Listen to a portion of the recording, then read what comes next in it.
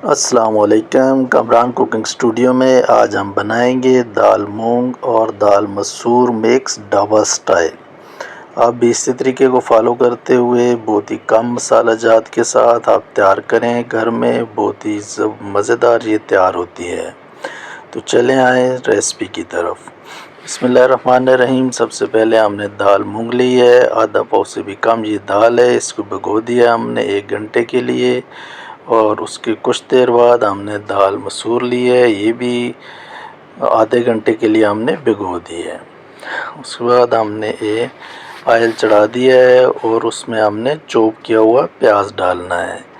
तो आधा आधा आधा पाव, ये थोड़ी सी ज़्यादा हमारे पास दालें हैं तो उस हिसाब से हमने छोटे साइज़ के 2 अदद प्याज लिए हैं और उनको हमने चॉप कर लिया है। और अभी जब तक इनका कलर चेंज होता है तब तक हम इसको पकाएंगे। ये भी देखिए हमारा प्याज जो है ब्राउन की तरफ जा रहा है, तो अभी हम इसमें चॉप किए हुए टमाटर डाल देंगे।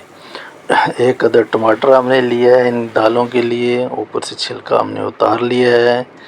और बहुत ही कम स्पाइसेस, हाफ़ टी स्पून हमने सुरख मिर्च डाली है। अभी हाफ़ टी स्पून हम इसमें हल्दी डालेंगे और अभी हाफ़ टी स्पून हम इसमें कश्मीरी लाल मिर्च डालेंगे। और नमक इस पे जायका आप डाल सकते हैं जितना आपको 10 पे ज़रूरत जितना है। अभी उसके बाद इस मसाले की हमने अच्छे तरीके से बुनाई करनी है। आपकी कोई भी हांडी है, चाहे कुछ भी आप बना रहे हो, आपका ज़ोर मसाले पे होना चाहिए तो आपका टेस्ट निकल ही आएगा। मसाले को आप जितना अच्छा भूनेंगे उतना ज़्यादा टेस्ट आता है। अभी ये देखिए हमारा मसाला तैयार हो चुका है, तो अभी हम इसमें ऐड कर रहे हैं दाल मूंग।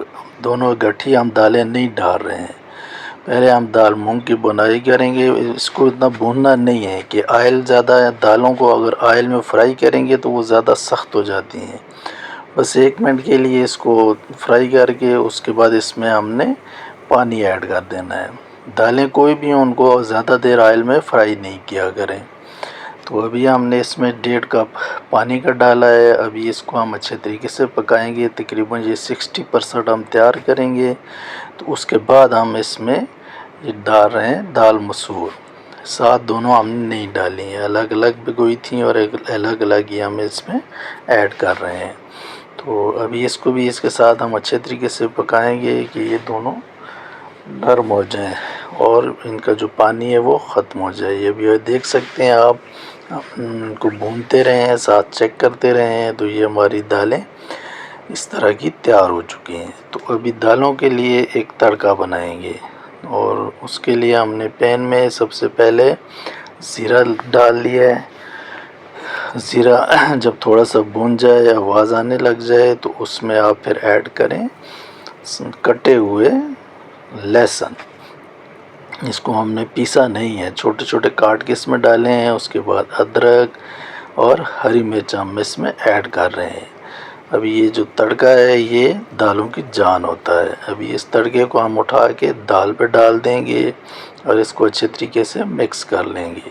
कोशिश क्या करें कि जब भी लहसुन का आप तड़का लगाएं, उसको दाल जब ऐड करते हैं दाल में तो 1-2 मिनट के लिए उसको ढाँप के रख दें कि लहसुन का जितना भी फ्लेवर है वो दालों में चला जाए।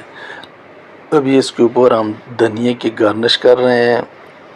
ये देखिए हमारी दाल ढाबा स्टाइल जो है तैयार हो चुकी है। तो चले आए फाइनल लुक की तरफ। अभी आप देख सकते हैं कि हमने इसको डिश आउट कर दिया है। दोनों दालें बहुत ही मज़ेदार तैयार हुई हैं। आप भी इसी तरीके को फॉलो करें, बहुत कम मसाला जात, बहुत कम ऑयल इसमें आप ऐड करके इस तरीके से आप इसको बना सकते हैं। तो मिलते हैं इंशाअल्लाह नेक्स्ट वीडियो में। अल्लाह हाफिज़।